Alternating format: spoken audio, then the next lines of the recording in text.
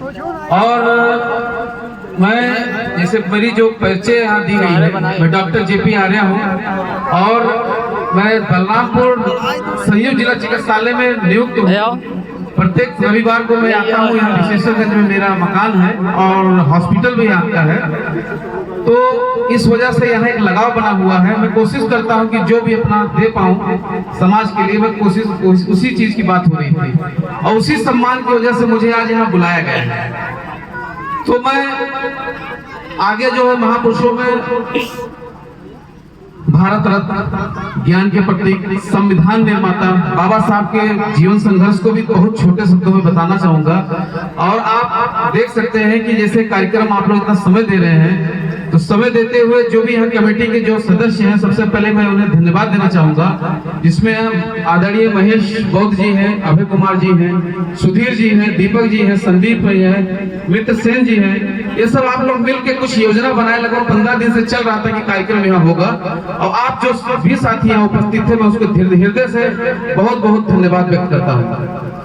अब बात रह गई कि रविदास जयंती का क्या उद्देश्य है, रविदास जयंती क्यों मनाया जा रहा है और उसका क्या कारण है कि यहाँ पे ये लोग एकत्रित हो रहे हैं, समय दे रहे हैं। तो मैं बताना चाहता हूँ कि संत रविदास जी संतों में बहुत श्रेष्ठ थे, इसलिए उनको शिरोमणि का उपाधि दी गई है। और वो उनकी जो विचार थी, देखिए वो दार्शनिक थे, समाज सेवक थे, उनका पेशा था कि वो मोची थे, जूता सिलने का काम करते थे और जूता सिलने उनके पिताजी भी मतलब उस तरह से थे, चर्मकार जो होते हैं चमड़े से जूता सिलने का काम करते थे। और उस जो सोचिए वहां से निकलने के बाद कितने महान व्यक्ति होते हैं कि आज उनके विचार यहाँ जीवित है। मतलब उनके शिष्य जो है महाराजा की बेटी मीराबाई बनती है तो विचार की वजह से, ज्ञान की वजह से। उन्होंने हमेशा गलत चीज का विरोध किया है और अच्छे चीज का समर्थन देते हुए अपने दोहों में उन्होंने बहुत बहुत अच्छी बात कही है। उनका जो एक बेगमपुरा एक साम्राज्य उन्होंने सोचा था कि बेगमपुरा साम्राज्य कैसा होगा, उस बेगमपुरा के साम्राज्य का जो उन्होंने लाइन में ही उन्होंने सारा कुछ बता दिया था। उनका एक छोटा सा दोहा है, उसको आप समझेंगे तो उससे सब कुछ उसी में निहित है और उसी पर लेके पूरे महापुरुष आज तक चले हुए, चाहे वो ज्योतिबा फुले जी हो, माता सावित्री फुले जी हो, छत्रपति साहू जी महाराज का नाम आता है, उसके बाद बाबा साहब का नाम आता है और माननीय काशीराम जी के साथ यह नाम जुड़ता है कि ये काम सब करने की कोशिश किए।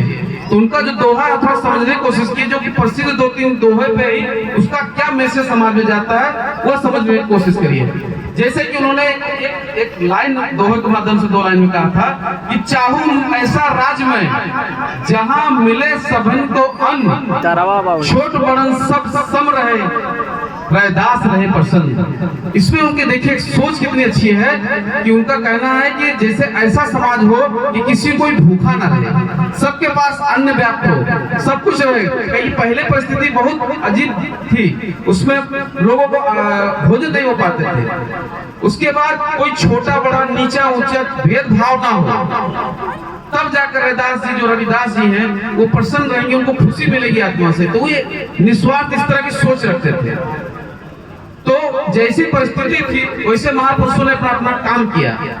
जहां जरूरत हुई जाति बंधन तोड़ने की वहां उन्होंने काम किया, विधवा विवाह हुआ, घोर पाखंड हुआ, या आपका शिक्षा की जहां जरूरत हुई शिक्षा बढ़ाने के लिए उन्होंने जो जो कदम बढ़ाए वही सब आज आपको संदेश के माध्यम से हम लोग यहाँ देने आए। क्योंकि शायद शिक्षा की बदौलत आप देख लिए कि आपके बीच मंच में आपके सामने डॉक्टर साहब आए हैं, इंजीनियर साहब आए हैं, बहुत सारे अच्छे अच्छे मास्टर साहब आए हैं, अध्यापक, सरकारी गैर सरकारी आपके बीच राजनेता के लोग विधायक तक पहुंच रहे हैं। तो ये सब कुछ अपने संघर्षों से जो मुकाम पा रहे हैं आपके बीच, यह अपने विचार रखते हैं कि कहीं आपको सफल बनना है तो एक ही हथियार हम लोग के पास है, वह है शिक्षा। उसके बाद स्वास्थ्य आता है, फिर रोजगार आता है। अगर आप अच्छी शिक्षा लेंगे निश्चित है कहीं ना कहीं आप अपने आप को स्थापित करेंगे। अपना स्वास्थ्य पर भी ध्यान दीजिए, क्योंकि स्वास्थ्य सब हम शरीर से रहेंगे तो कहीं ना कहीं और आगे कुछ करने की क्षमता रहेगी। और जब हमें रोजगार मिलने लगेंगे, आप रोजगार करिए, व्यवसाय करिए या नौकरी करिए, जो भी आप करना चाहिए, सक्षम बनिए, आर्थिक रूप से मजबूत बनिए। क्योंकि जब आप आर्थिक रूप से मजबूत बनेंगे तभी आप कुछ आगे के काम करने के लिए आप सक्षम रहेंगे और किसी को भी मदद करने के लिए आप अपना जो है सब कुछ देने को तैयार रहेंगे। तो इसी क्रम में मैं आगे आप सबके बीच बताना चाहूंगा कि आज से 25 वर्ष पहले जैसे तथागत गौतम जी का फोटो आप देखने लगा हुआ है, तो उनके विचार को कोई आज तक काट नहीं पाएगा। तथागत गौतम जी के विचार भी जो है मानवता, परोपकारी, शांति, इस तरह के विचार थे। वह निस्वार्थ पूरी जीवन जो है ये संदेश दिए। अब 25 वर्षों के बाद हम लोग उनके विचारों को मान रहे हैं, उनको सम्मान दे रहे हैं। और उसके बाद 650 वर्ष पहले कबीर जी आए, रविदास जी समानकालीन में थे, उनके भी विचार पाखंड के खिलाफ थे और आपके उन्नति के पक्ष में थे। तो आज ये सब कार्यक्रम का करने का मेन और मुख्य उद्देश्य यही है कि वह विचार फिर पुनर्जीवित हो, क्योंकि कहीं ना कहीं कोई विचार से आदमी के अंदर एक बहुत बड़ा परिवर्तन आता है। आज हम लोग के अंदर अगर कोई परिवर्तन आया है तो कहीं ना कहीं बाबा साहब को पढ़ने के, उनके संघर्ष को जानने के बाद और उनके दिए हुए अधिकार और संविधान की बदौलत आज हम सब मंच पे बोल के और आप सबके अपनी बात रखने के लिए उपस्थित हैं, खड़े हैं। आगे में देखिए यहाँ पे बहुत ही बड़ा मंच है और यहाँ पे गांव के लगभग ज्यादातर लोग आ भी गए हैं और आपके विचार यहाँ आपको देखिए सुनने को मिलेंगे। अभी हमारे और भी साथी वक्ता हैं, आपके विचार रखेंगे, लेकिन मुख्य उद्देश्य ये है कि ऐसे कार्यक्रम के माध्यम से आप लोग एक दूसरे को जागरूक करते रहिए, जहाँ जरूरत हो जिसकी सपोर्ट को सहयोग करते रहिए और एक दूसरे से परिचय बनाते हुए आगे बढ़ने का काम कीजिए। और आगे मैं यहाँ की कमेटी को साधुवाद देते हुए मैं आगे जो है यहाँ पे जो भी साथी हमारे मित्र जो है यहाँ दिलीप बौद्ध जी को मैं बहुत धन्यवाद देना चाहूंगा, क्योंकि आज से 15-20 दिन पहले दिलीप बौद्ध जी ने मुझे कहा कि एक कार्यक्रम ऐसा होना है, क्या आप उसमें आ सकते हैं या आपका नाम उसमें डाला जाए। तो मैंने पूर्ण सहमति दे दी थी। आवाज आने के बाद मुझे बड़ा गर्व महसूस होता है कि सरैया तिवारी गांव के जनमानस आपके बीच, हम लोग के बीच उपस्थित हैं, उनको मैं हृदय से बहुत धन्यवाद करता हूँ। और सबसे बड़ी बात है कि एक मैसेज लेके जाना है आप लोग को। मैसेज यही है कि जितने भी महापुरुष हुए हैं, रविचंद्र रविदास जी की जयंती है, इसके बाद देखिएगा कि माननीय काशीराम की जयंती आएगी, ज्योतिबा फुले जी की जयंती आएगी और आगे चल के बाबा साहब की जयंती, बुद्ध पूर्णिमा, ऐसे बहुत सारे उत्सव के कार्यक्रम आएंगे, जयंती के कार्यक्रम आएंगे।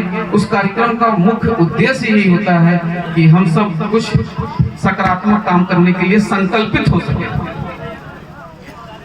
और आप सबसे मैं यही कहूंगा कि ये कार्यक्रम ज्यादा नहीं समय का है, जो भी 1-1.5 घंटा के बीच है, आप लोग जो भी कहें थोड़ा समय दीजिए, क्योंकि इतने दूर से देखिए हमारे बीच देवरिया से इंजीनियर साहब आए हुए हैं और तमाम क्षेत्र के बस्ती जिले से लेके गोंडा जिले से लेके अगल बगल के जिले से काफी सम्मानित बीच आपके आए हैं। तो जितने भी है कोशिश करिए कि आप समय से आए हैं तो समय तक रुकने का काम कीजिए।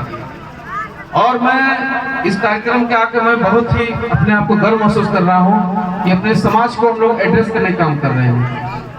और जहाँ भी आप लोग की जरूरत होगी, जहाँ भी जैसी होगी, हम लोग एक संस्था के माध्यम से काम कर रहे हैं और आप सबका जहाँ भी सपोर्ट की जरूरत होगी हम सब उसमें आपके साथ खड़े रहेंगे। एक बार मैं यहाँ की पूरी कमेटी को धन्यवाद देते हुए मैं अपने वाणी को विराम देता हूँ और यही करना चाहूंगा कि आप लोग संकल्प लीजिए कि यह जो महापुरुषों की जयंती है उनके विचारों पर चलने का काम करेंगे। इसी के साथ जय भीम, जय भारत, जय संविधान। नमो बुद्धाय।